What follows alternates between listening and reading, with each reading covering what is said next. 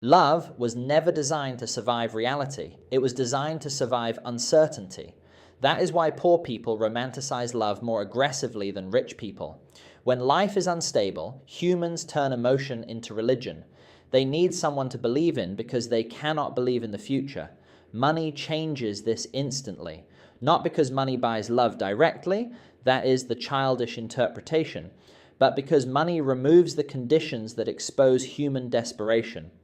Most relationships collapse under pressure that has nothing to do with romance, stress, exhaustion, humiliation, insecurity, comparison, status anxiety, lack of options. Poverty turns affection into psychological warfare. Every argument becomes survival. Every failure becomes identity. Every sacrifice becomes resentment. Humans call it love problems. It is usually resource stress wearing an emotional mask. History proves this repeatedly. Marriage was never primarily about love. It was about land, protection, alliances, labor, inheritance, and survival. Romance is a modern luxury layered on top of ancient biological contracts. People want to believe love transcends material reality because that fantasy makes them feel spiritually elevated. But remove money from a relationship long enough and watch how quickly morality mutates into instinct. People become colder when survival feels threatened. Money softens human behavior because fear decreases. Fear is the hidden author behind most human cruelty. The exhausted husband, the anxious wife, the manipulative partner, the cheating, the lying, the emotional withdrawal. Much of it is not romance failing. It is nervous systems collapsing under pressure. Modern society pretends love is pure while simultaneously organizing the entire mating market around status. Humans say they want kindness, loyalty, authenticity. Then they biologically gravitate toward power, confidence, beauty, influence, and security. Watch actions, not language. Human beings evolved to survive first and philosophize later. Money signals survival competence. That is why attractive people are forgiven more easily. Wealthy people are perceived as more intelligent. Powerful people appear more desirable even when morally empty. Humans confuse status with virtue constantly because the brain associates power with safety. Civilization hides this instinct behind sophisticated language, but the instinct remains primitive. Love becomes easier with money because humans become easier with money. People become more patient when they are not terrified, more affectionate when not ashamed, more loyal when options feel abundant instead of scarce, more emotionally available when their identity is not being crushed by bills, failure, and comparison. The disturbing truth is this: most people are not loving under pressure. They are merely performing emotional ideals while conditions are manageable. Money does not create love. It reduces the friction that reveals what humans actually are beneath the performance. Money does not make humans more moral. It makes them less cornered. And there is a difference between goodness and the absence of panic that most people never examine honestly. A starving person and a peaceful person do not experience reality the same way. Their nervous systems interpret existence differently. One sees danger everywhere. The other has enough psychological distance to think about principles, empathy, patience, tenderness. This is why society often mistakes comfort for character. Many people are only kind because life has not tested the architecture of their fear yet. But there is another layer beneath this that humans avoid because it damages the romantic image they desperately want to preserve. Money does not only reduce stress, it changes perception itself. When people have money, they stop needing love to rescue them from reality. And that changes the emotional weight of relationships completely. Poor people often love with catastrophic intensity because they unconsciously merge romance with salvation. The relationship becomes more than companionship. It becomes escape, identity, proof of worth, psychological shelter against humiliation. They do not simply fear losing the person. They fear losing emotional oxygen. That is why insecurity becomes obsession, why jealousy becomes violence, why abandonment feels like death. The relationship is carrying too much existential weight. But when survival stabilizes, something strange happens to human attachment. Love becomes quieter, less theatrical, less desperate, and paradoxically often more real, because now affection is no longer functioning as emergency medicine for a collapsing identity. Two emotionally starving people do not create romance. They create dependency with poetic language wrapped around it. Modern culture glorifies emotional chaos because humans confuse intensity with meaning. The screaming arguments, the uncontrollable passion, the emotional breakdowns, the inability to let go. Society calls this deep love because humans are addicted to emotional extremes that make them feel significant. But real emotional stability rarely looks cinematic. It looks calm, safe, predictable. And unfortunately, many humans have damaged nervous systems that interpret peace as boredom because chaos was their first emotional language. This is why some people sabotage healthy relationships unconsciously. Safety feels unfamiliar. Familiarity feels more trustworthy than health. The brain chooses recognizable pain over unfamiliar peace constantly. Humans do this in love the same way they do it in society. They chase status until status exhausts them. They chase validation until validation empties them. They chase wealth believing it will finally silence insecurity. Then they arrive at the destination and discover the mind survived the journey. Still anxious, still comparing, still afraid, because money removes many external problems, but it cannot repair internal fragmentation. A wealthy person can sleep on Egyptian cotton and still feel emotionally abandoned inside their own body. Humans underestimate how much loneliness survives success. In fact, money introduces a different psychological problem entirely. When people become successful, they stop knowing whether they are loved or merely useful. Attention increases, desire increases, validation increases, but certainty decreases. The human mind quietly begins questioning every interaction. Would this person still stay if the lifestyle disappeared? Would they still admire me without the status? Without the image? Without the protection money provides? This is why some wealthy people become emotionally detached. Not because abundance erased their humanity, but because repeated exposure to conditional affection damaged their ability to trust sincerity. Poverty creates desperation. Wealth creates suspicion. And both can destroy intimacy in different ways. This is the irony humans eventually discover.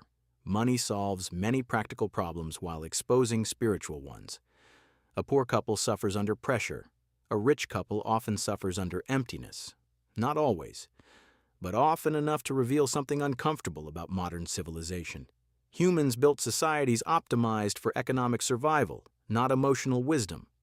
People learn how to make money before learning how to regulate fear, how to market themselves before understanding themselves, how to attract attention before building inner stability.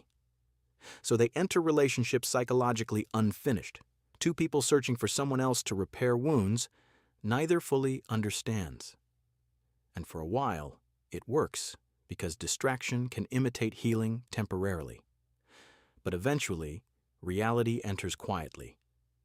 During silence, during illness, during failure, during aging. During moments when beauty changes, ambition slows down, and life stops performing for the ego, that is when humans finally meet each other without the costume. And many relationships collapse there because attraction carried the connection further than self-awareness ever did. People say they are afraid of dying alone, but the deeper fear is being emotionally unseen while standing directly beside someone. That is the modern condition. Millions of humans connected digitally while psychologically starving in private, performing happiness publicly, negotiating emptiness internally. Money can soften parts of this suffering. Absolutely. It can buy time, privacy, security, space to breathe, freedom from humiliations that crush the human spirit. These things matter more than idealists admit. There is nothing noble about constant financial terror. Chronic instability destroys emotional health slowly. It narrows personality. It reduces patience. It makes existence feel transactional because survival itself becomes transactional. Humans become less philosophical when exhausted. That is real. But beyond a certain point, the entire conversation changes. Because eventually the question is no longer, how do I survive? It becomes, what makes survival meaningful? And that question terrifies modern society because productivity cannot answer it. Neither can status, neither can endless consumption. A human being can own everything they once dreamed about and still feel psychologically absent from their own life. Because peace was never hidden inside achievement.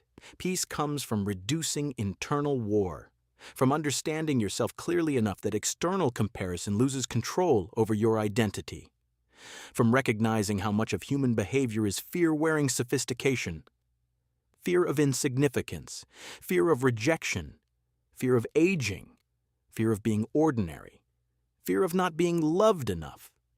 Most humans spend their entire lives negotiating with these fears indirectly. Money helps some of them breathe easier, but eventually everyone confronts the same realization. A calmer environment does not automatically create a calmer mind. And maybe that is the final truth hidden underneath all of this.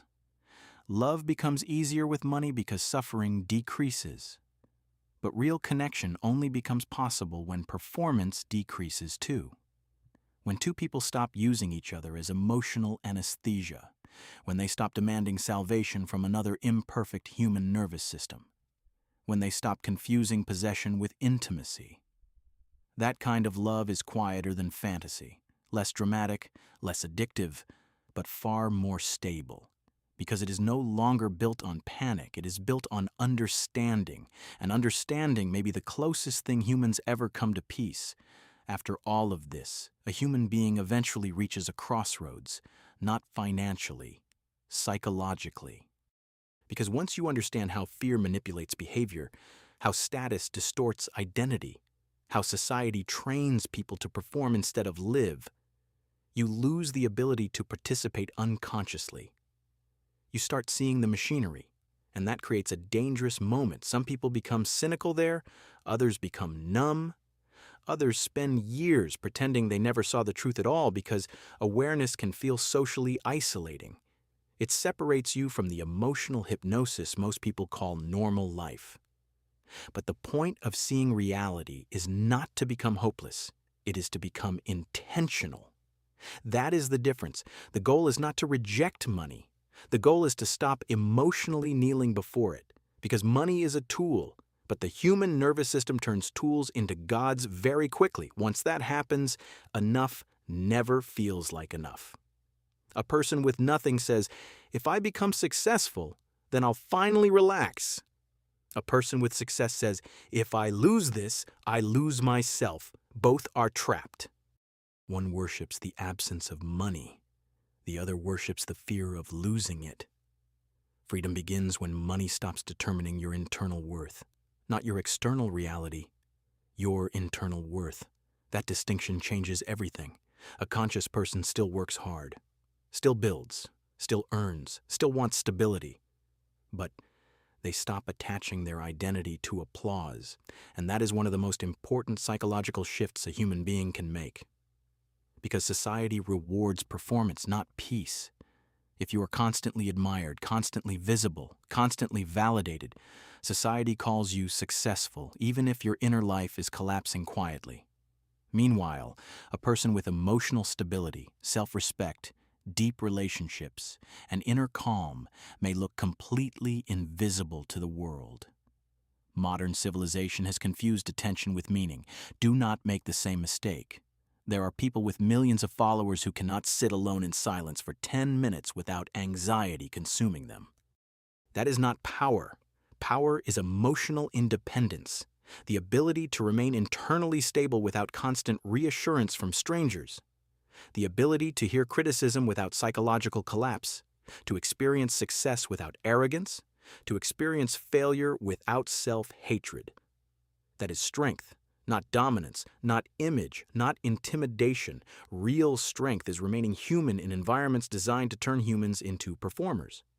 And that requires boundaries most people are too afraid to create. You must learn to disappoint people, not cruelly, not selfishly, but clearly. Because the moment you build your identity around external approval, your personality stops belonging to you. You begin editing yourself constantly, monitoring reactions, managing impressions, calculating likability. Eventually, you no longer know whether your emotions are authentic or socially optimized. This is why so many people feel psychologically exhausted all the time. Performance consumes life force. A human being was never designed to maintain hundreds of artificial identities simultaneously. So, simplify. Not your ambition, your relationship with noise. Protect your attention aggressively. Because attention becomes identity over time. What you consume repeatedly shapes your nervous system silently. If your mind lives inside comparison, outrage, vanity, and constant stimulation, eventually your inner world starts resembling digital chaos. Then peace feels unnatural, silence feels uncomfortable, stillness feels unproductive. That is not an accident. An overstimulated population is easier to manipulate because distraction weakens self-awareness. A person who never sits alone with their own mind becomes emotionally dependent on external input. And dependency always creates vulnerability.